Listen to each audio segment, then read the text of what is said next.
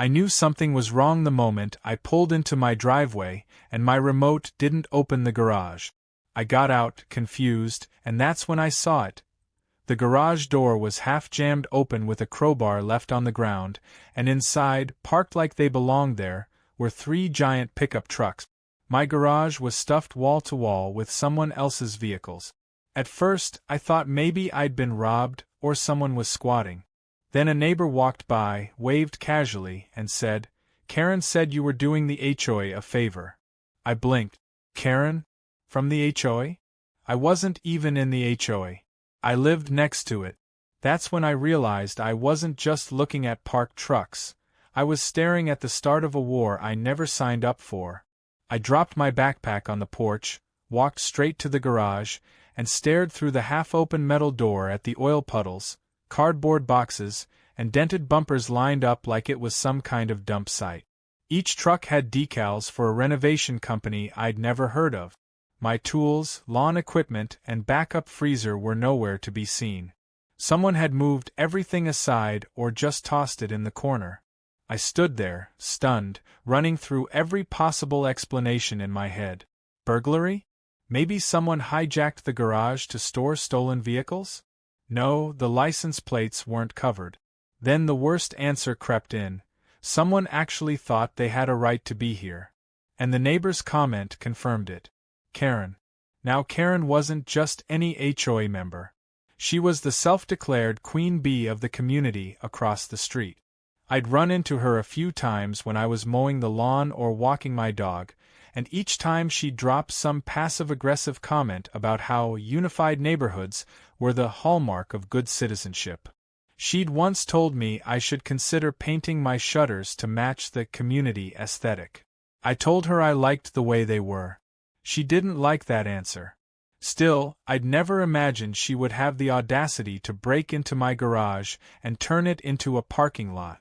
Fuming, I locked up my front door and walked over to the HOA common house. It was hard to miss. Overgrown roses, a badly repainted flagpole, and Karen's white SUV parked like a throne in the handicap space. I knocked once. No answer. I knocked again, harder. A teenager in flip-flops answered and waved me in. Karen's inside, book club or something. The moment I entered, I saw her. Karen, perched on a wicker chair, holding a cup of tea like she was royalty. She looked up and smiled with fake surprise. "Oh hi," she said, as if I'd just stopped by to borrow sugar. "Hope you don't mind about the trucks. We had a bit of a space issue, and your garage was just sitting there, so—" I cut her off mid-sentence. "You broke into my property," I said, barely keeping my voice level. "There are 3 trucks in my garage. That's illegal." She scoffed. "Oh, come now. It's not breaking in if it's for community use. And besides, your lot borders the HOA. It's confusing. We thought you were part of it." "You thought wrong," I snapped. "I'm not in the HOA.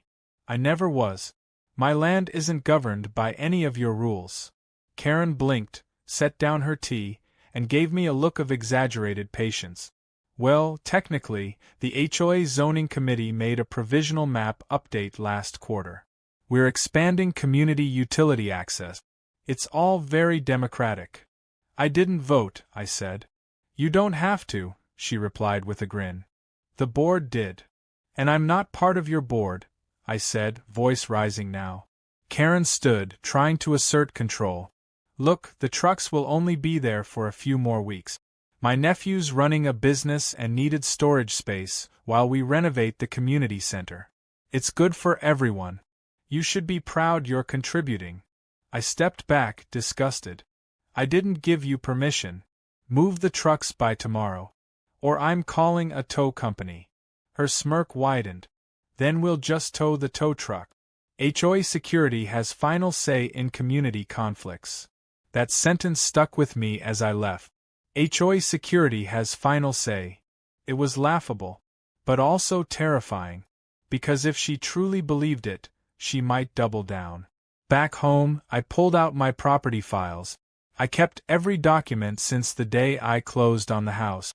It took less than 10 minutes to find the zoning map. My land was clearly outlined. just outside the HOA limit. No community dues, no restrictions, no obligations. I had intentionally bought that land for this exact reason. I wanted peace and autonomy. And now I had a woman claiming my garage as public property because she felt entitled. The next morning, I called a local tow company. Explained everything. The operator sounded hesitant but agreed to come out later that afternoon. By 2 p.m., the flatbed had backed into my driveway, engine humming, ready to work. The driver got out, looked at the trucks, and said, "This shouldn't be a problem. Just need your ID and signature." I handed him the paperwork, watched him hook the first truck, and felt a wave of satisfaction. Justice was rolling in. And then it all fell apart. A screech of tires, a puff of dust, and Karen's white SUV skidded into view like she was chasing down a bank robber. Behind her, a black truck with HOA Security stenciled on the side pulled up and blocked the tow truck's exit. 2 men in matching polo shirts jumped out, barking orders. "Unhook the vehicle.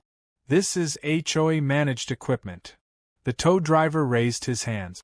"I was hired by the owner of the garage." Karen marched up, waving a clipboard like it was a court order. "This is an unauthorized tow. These vehicles are essential for HOA operations. You'll be fined." The driver backed down. He wasn't prepared for a confrontation. "Sorry, sir," he said to me. "I can't risk it. If they claim it's part of a legal dispute, I need police verification." Karen folded her arms triumphantly. "See? Told you. Good luck getting your little garage back." As she turned and strutted away, I stood there gripping my phone, heart pounding. This wasn't just trespassing. It was warfare. And I had just the right plan to win. I scrolled through my contacts until I found one name I hadn't needed in years. But now it was time. I hit dial and said 4 words I knew would shift everything. "Hey Uncle George. It's time." George didn't even ask for context. The moment I said those words, he replied with a satisfied chuckle and told me to be home in 30 minutes. He arrived 29 minutes later, wearing his signature navy blazer and aviator sunglasses like he was still in court. My uncle had spent over 3 decades as a real estate and zoning attorney, and though he was officially retired, he still had a deep love for dismantling fools who thought they could twist property laws to their advantage. When he walked into my house, he didn't even sit down. He went straight to the kitchen island, dropped his leather briefcase, and opened it like he was in the middle of a deposition. I placed the zoning map and my original deed on the counter. George glanced at them, nodded, and muttered, "They screwed up the moment they crossed the property line." Then he pulled out a yellow legal pad and started writing faster than I could explain what had happened. I told him everything anyway. The 3 trucks, the neighbor's comment, Karen's smugness, the HOA's so-called authority. George listened without blinking. When I told him about the tow truck being blocked by HOA Security, he stopped writing and looked up. "They impersonated law enforcement?" I nodded. "They wore matching shirts and threatened the tow guy with fines." George laughed in disbelief and said, "This is going to be more fun than golf." That afternoon, we walked the property line together with George's laser rangefinder and zoning app. He marked the boundary down to the inch. My land was as cleanly separated from the HOA as a church from a casino. There was no legal overlap, no shared utilities, no governing contract. I was, by every definition, outside their jurisdiction. George took a ton of pictures, then made me install 3 security cameras. One on the garage exterior, one facing the driveway, and one inside the garage where the trucks sat like giant metal invaders. That evening, George made some calls to old contacts at the county office and filed a formal trespass notice. Then he submitted a complaint to city zoning enforcement, and by the next morning, I got a call from a man named Keith Simmons, a zoning inspector who sounded far too excited for someone in his line of work. "We've had issues with that HOA before," he told me. "We'll send someone out this week to investigate." True to his word, Keith showed up 2 days later, wearing a city badge and carrying a clipboard thick with documents. He didn't say much at first. He just took photos, dozens of them. He examined the trucks, the garage, the cracked lock, the new keypad Karen had installed near the door, and even the sign she'd taped up claiming the space was HOA Equipment Storage. He shook his head, scribbled notes, and then asked, "Did they really say you're part of the HOA?" I showed him the boundary map. His eyes lit up like a kid at a candy store. Meanwhile, Karen was getting bolder. She strutted past my house daily, sometimes bringing guests to view the storage site, like she was giving a property tour. One afternoon, I caught her handing a key to a contractor and telling him, "Just drop the tools in the back. He's fine with it." I had to physically step in and tell the poor guy he was being misled. He was confused and embarrassed, apologized profusely, and left. Karen didn't even flinch. "It's community space," she snapped. "You don't get to gatekeep progress." I walked away before I said something that would get me arrested. But that night, George and I added another camera, this one facing the sidewalk. We wanted everything documented. The next week, I received a tip from my neighbor Clara, who'd been to an HOA meeting. Clara was in her 70s and didn't particularly like Karen but tolerated her for the sake of weekly yoga classes and HOA potluck. She told me Karen had presented a motion to provisionally annex bordering properties for temporary logistical use, and that it had passed with a narrow majority. I asked her how that was even possible. Clara rolled her eyes and whispered, she promised the board members she'd push for funding for a new tennis court if they backed her. It's bribery with hot dogs and asphalt. So now, not only had Karen violated my property, but she had the HOA board believing this was some noble act of civic expansion. George was practically giddy. "Let her dig the hole deeper," he said. "The city's watching now." Then came the surprise inspection. A second inspector showed up unannounced, this time from the county's Building Compliance Department. He was investigating unauthorized construction and key code entry systems installed on non-HOA land. Karen had apparently signed off on installing a keypad lock and remote access system on what she labeled as HOA overflow space, but the installation permit was invalid because she used an HOA address that didn't match the GPS coordinates of my garage. The inspector removed the keypad system on the spot and left a violation notice duct-taped to the garage wall. Karen went ballistic. She marched to my house an hour later and started banging on my door with a rolled-up HOA handbook like she was delivering scripture. I opened the door, phone recording in my pocket, and just listened. "You had no right to report us," she screamed. "You're destabilizing community harmony. That garage was already approved for auxiliary use." I asked her who approved it. She said the board did. I asked who gave them authority over my property. She said, "The neighborhood decided." I asked when I became part of the neighborhood. Her face twisted. "Well, you should be. You look like you belong. Your siding matches ours." I almost laughed. I asked her one final question. Who gave her permission to install hardware on my private garage? She said, "Sometimes leadership means taking action." I said, "And sometimes that means getting arrested." Then I stepped aside and pointed to the sign the inspector left. "Do not enter, violation under review." Karen froze.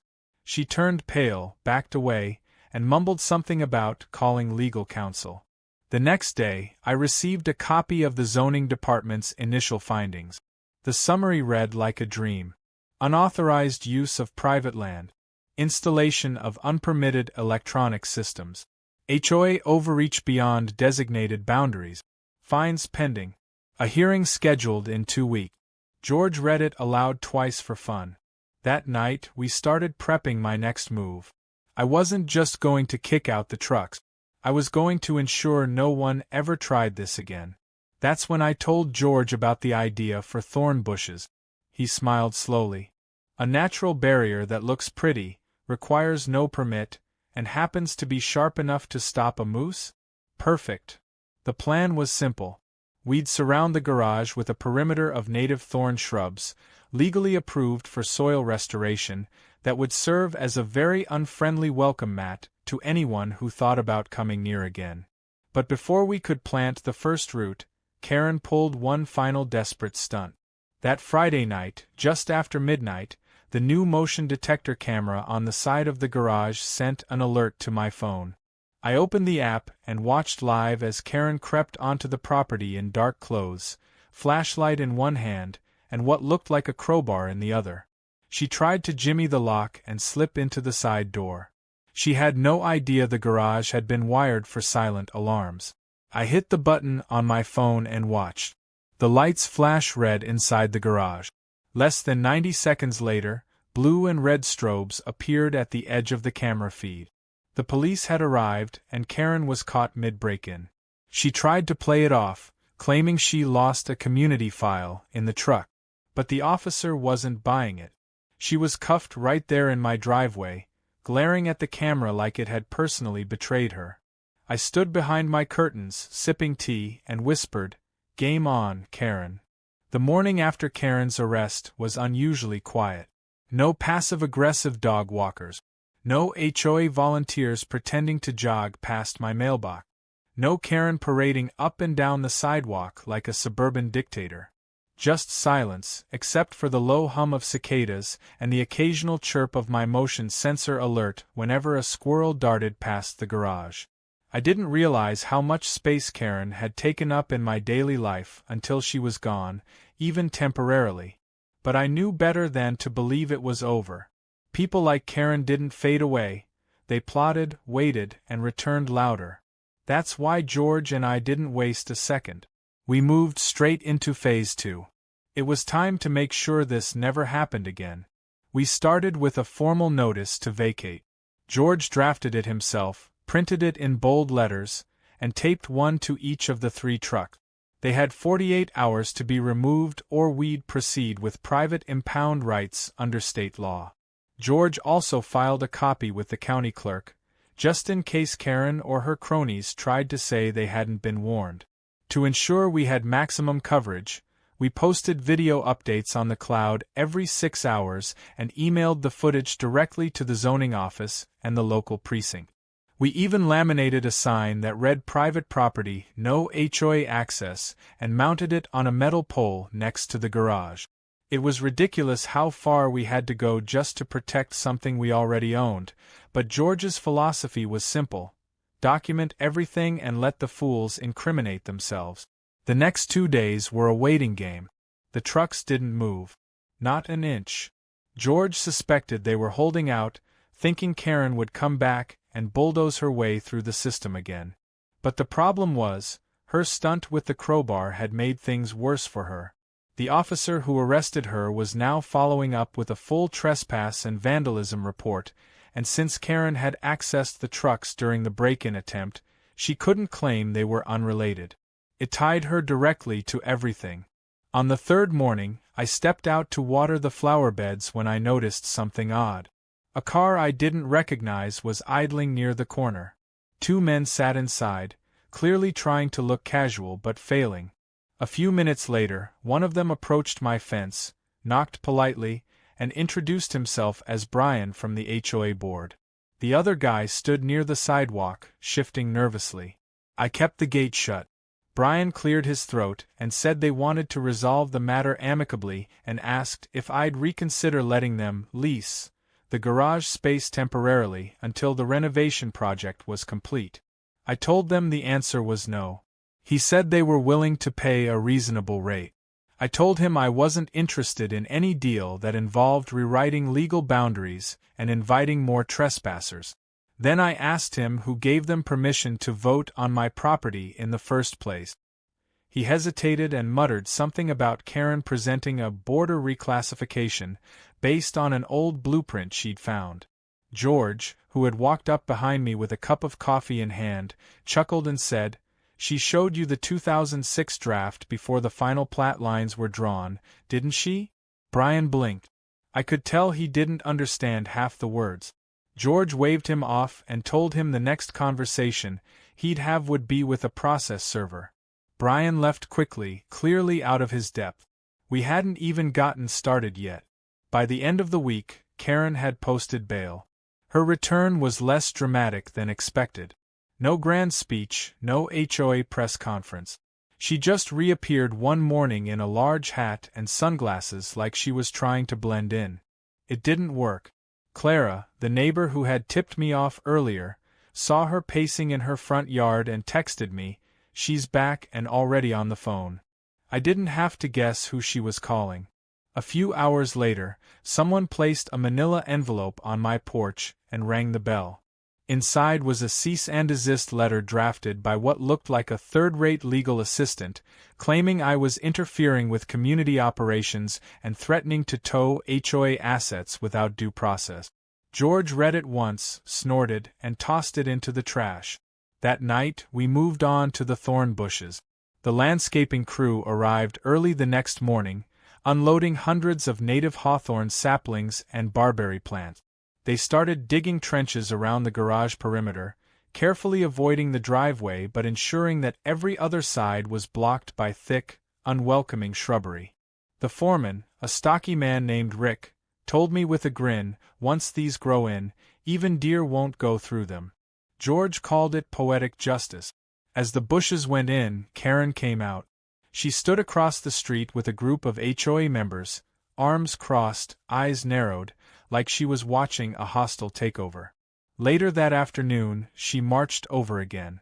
This time, she didn't scream or threaten. She asked me flatly if I was trying to provoke her. I told her I was just gardening. She said the bushes were a safety hazard. I said they were wildlife-friendly and part of a state-funded soil conservation program. George had even gotten a county permit just to cover all our bases. Karen stood in silence for a moment, then said something I didn't expect. She told me the trucks couldn't be moved yet. Her nephew was out of state and the keys were with him. I asked her how they got into the garage if the keys weren't local. She walked away without answering. George looked over at me and said, "Now we file the impound notice." We did. The next day, a local impound company towed the trucks, one by one. I stood by the garage door, arms folded, as the haulers dragged the first two off the property. Karen stood on the sidewalk, shouting at the drivers that they were violating HOA rights. The third driver paused, looked at me, and said, "Are you sure you want this one gone?" I nodded. He shrugged and said, "I've seen worse." Karen tried to block the last truck, stepping in front of it until the driver calmly got out, showed her the county paperwork, and told her to call the sheriff if she had a problem. She didn't move at first, but then someone down the street shouted, "Get off his property, Karen," and she backed away. After the trucks were gone, we swept the garage, replaced the locks, installed steel-reinforced doors, and bolted a new keypad that was entirely internal, with no outside box. George called it Fort Freedom. I called it peace of mind. The thorn bushes were starting to take root, and we added motion-triggered floodlights just for good measure. I took a deep breath for the first time in weeks. But just when I thought the worst was over, something unexpected happened. A young man in his 20s knocked on my door. He looked confused and apologetic, and said his name was Jason. He was Karen's nephew. He'd just gotten back in town and had no idea what had happened. According to him, Karen told him she had permission to use the garage and that it was part of a shared HOA agreement. He looked genuinely embarrassed when I showed him the footage, the boundary map, and the paperwork. He apologized, gave me his contact info in case I needed anything, and left quietly. I couldn't even be mad at him. He was just another victim of Karen's power games. That night, George and I sat on the porch, watching the sunset behind the fresh thorn hedges. He raised a glass and said, "You know what this calls for? A new sign." I asked him what it should say. He grinned and replied, "Not HOA approved." The peace didn't last long. Karen might have been publicly humiliated, legally cornered, and physically cut off from my garage, but that didn't mean she was done. People like her didn't retreat, they regrouped. A few days after the trucks were hauled away and the thorn bushes had begun to settle into the dirt like silent guardians, I got a letter in the mail with no return address. It wasn't official HOA stationery, just a plain envelope. Inside was a single page typed in large, bold letters that read, "You think this is over, it's not, the community will remember your sabotage." I didn't need a signature to know who sent it. The font practically screamed Karen. George, naturally, thought it was hilarious. He called it a petty last gasp, the equivalent of a child flipping the board when they lose the game. But I wasn't so sure. Karen wasn't the type to rely on idle threat. She liked control, and when she lost it, she always found another way to claw some back. That's why I was only mildly surprised when, the next morning, Clara texted me again. Apparently, Karen had called an emergency HOA meeting, not at the clubhouse but at her house. The official reason was to discuss perimeter security concerns and community infiltration. Clara said it was the most unhinged meeting she'd ever seen. Karen had printed aerial maps of the neighborhood, highlighted the boundary line in red, and pinned my house with a large angry-looking X. She went on a 20-minute rant about property value threats, external influence, and a bizarre theory that I was secretly converting my land into a commercial enterprise. According to Clara, some board members were starting to get nervous. Not because they agreed with Karen, but because her erratic behavior was attracting attention from people outside the HOA, like zoning officials, county auditors, and now even a local journalist who had picked up on the bizarre case of the suburban garage takeover. The moment news of the arrest leaked, everything spiraled.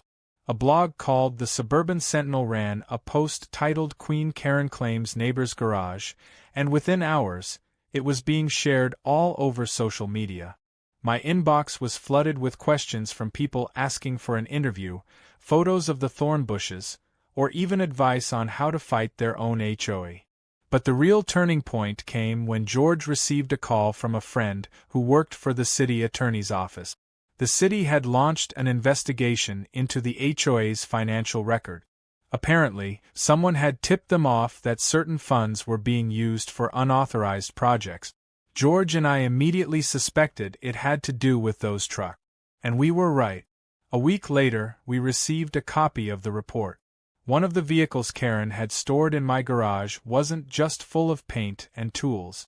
It contained HOA records, boxes of receipts, invoices, and payment logs that had nothing to do with renovation and everything to do with shady contracts and inflated service bills. One name kept popping up on the documents: K. Ridgewell. That was Karen's maiden name. She had been funneling payments through a dummy contractor account tied to her family. George stared at the report for a long time, then said, "I've seen a lot of arrogant people abuse power, but this one deserves a trophy." We turned the files over to the investigators and waited. The fallout came faster than expected. The city held a hearing and demanded a full audit. Karen's house was searched. Several board members resigned before the investigation could even finish. A lawyer representing the HOA tried to reach out with a settlement offer, hoping I'd drop any claims I had in exchange for a written apology and a check for the damage to the garage. George advised me to wait. He wanted to push for a civil lawsuit.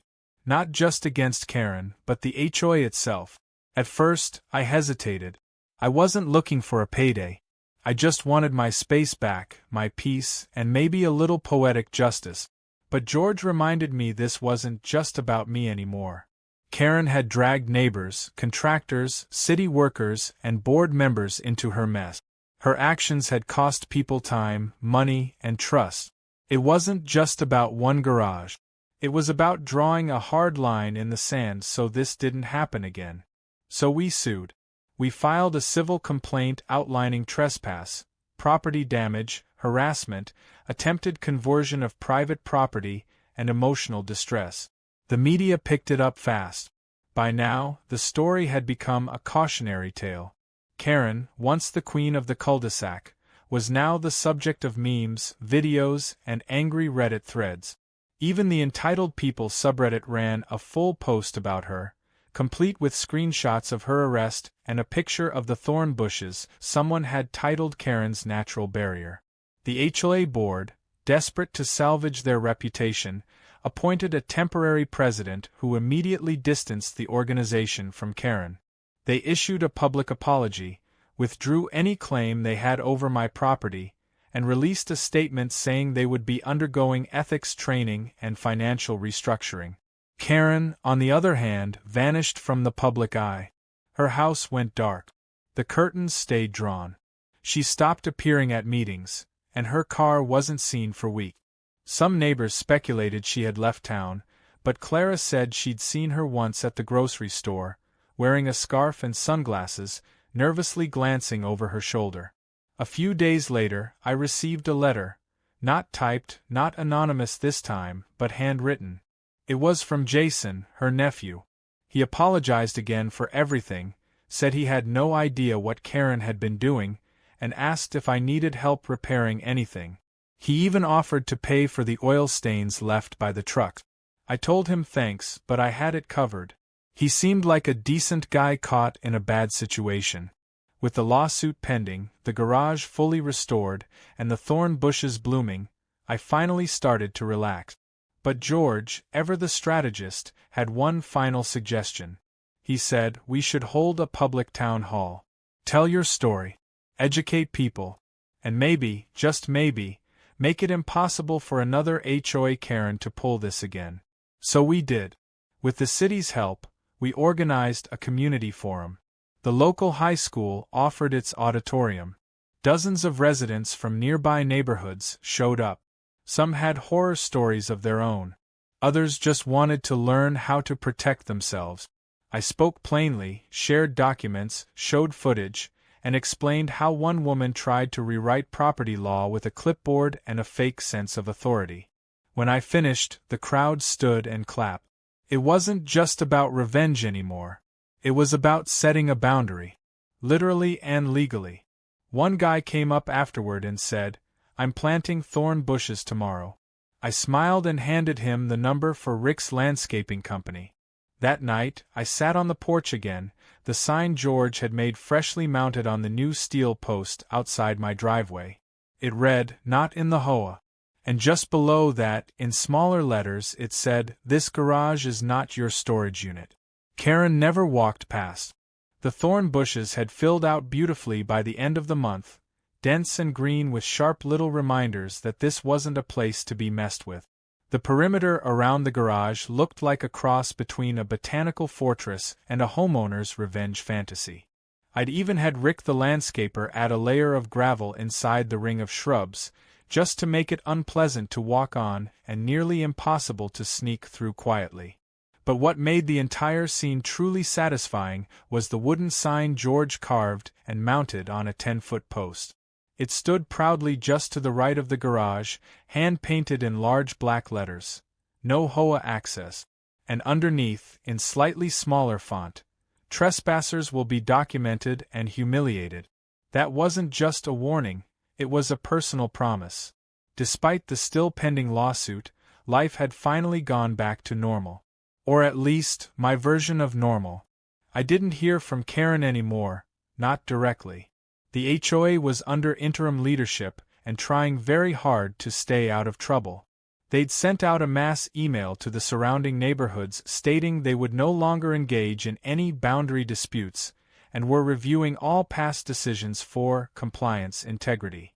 The language was vague but clearly designed to say everything without admitting guilt. No one from the board dared come near my property again. And the residents? Most of them either avoided me or sent me quiet thank you note. Apparently, more people had been afraid of Karen than I realized. Clara even brought over a pie and said she felt safer just seeing the thorn bushes on her morning walk. Meanwhile, George had become something of a suburban legend. People started asking him to review their HOA agreements or come speak at community meetings about property rights. He loved every second of it. He called himself the retired HOA exterminator, and even printed up a few business cards just for fun. One Sunday afternoon, He brought over a framed copy of the zoning map with the original property lines and the big red X Karen had drawn to claim my garage. He'd scrawled a note underneath in permanent marker, "Nice try, Karen." We hung it in my garage like a trophy. But the final act of this strange saga came unexpectedly, from the most unlikely place. One morning, I received an invitation in the mail. Not from the HOA, not from the city, but from the local high school. Apparently, a civics teacher had heard about the town hall I did and wanted me to speak to her senior government class. She said it would help them understand how property law worked in real life and how abuse of power could happen even in places where it seemed impossible. I agreed, mostly out of curiosity. I figured a few bored teenagers might roll their eyes and check their phones while I rambled about zoning and fences. I was wrong. When I walked into the classroom a week later, every student was already seated. The teacher introduced me as the guy who stood up to his HOA and won. I spent the next hour telling the story from the top, starting with the day I came home to find 3 random trucks parked in my garage. By the time I got to Karen's arrest, half the class was wide-eyed. One kid raised his hand and asked if I ever thought about installing a moat. I laughed and said the bushes were the next best thing. Another asked if I'd go on TikTok and tell the story with diagrams. I told him I'd think about it. When the class ended, the teacher thanked me and said I'd done more to make zoning law interesting than any textbook ever could. I left the building feeling unexpectedly proud, not because I'd won, but because the story mattered to people beyond just me. But the very last twist came when I least expected it. A few weeks later, I was in the hardware store looking for paint samples when I heard a familiar voice from the next aisle. It was Karen. She didn't see me at first, but her voice was unmistakable, calm, measured, and still somehow smug. I peeked around the corner and saw her talking to a young couple about remodeling their fence. She was wearing a company polo shirt that read Ridgewell Property Consulting. I couldn't believe it. She'd rebranded herself and was now trying to sell her expertise to others. I watched in silence as she handed over a brochure and told them, "Just make sure your community guidelines are airtight, or you'll get rogue neighbors." It took everything in me not to walk up and say something, but I didn't. I just smiled and walked away. Later that night, George and I sat on the back porch again, feet up, watching the motion-activated lights flicker softly along the garage's edge. He sipped his drink and asked if I'd seen the HOA's latest community newsletter. I hadn't, but he handed me a printed copy. The front page featured a new policy titled Boundary Recognition Standards and Site-Specific Enforcement Limitations. In short, the HOA was putting strict rules in place to make sure nothing like this ever happened again. Apparently, they were even requiring board members to attend legal workshops on zoning basics and private land respect. I couldn't help but laugh. Karen had tried to take my garage, and now she had inadvertently forced a complete restructuring of the HOA. That was poetic justice in its purest form. By the end of the summer, the lawsuit had finally reached settlement talks. Karen, through her attorney, offered a formal apology, reimbursement for the damage, and a non-disclosure clause. George nearly spit out his coffee laughing. He said we'd take the reimbursement but not the silence. I didn't want revenge anymore. I wanted the record clear. So we agreed to settle under the condition that the HOA issued a written statement accepting full responsibility for the trespass, the unauthorized access, and the illegal use of my property. They agreed. The letter was brief but direct. It acknowledged that the HOA overstepped, that their former board member acted without legal authority, and that corrective measures had been implemented. It was posted on their website, and a copy was mailed to every homeowner in the community. The garage was finally mine again, not just in title, but in reality.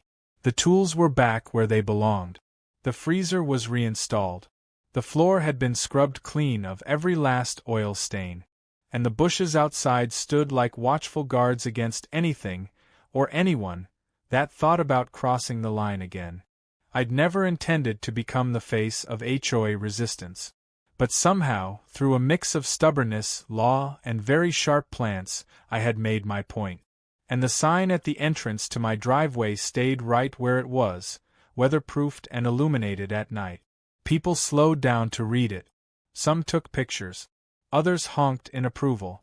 And every once in a while, someone would knock on my door, ask me if I was the garage guy from the internet, and then tell me their own story of HOA nightmares. I'd listen, nod, and offer them 3 words of advice that had gotten me through all of it. Know your boundaries. Then I'd point to the bushes and say, and if they don't respect them, plant something sharp.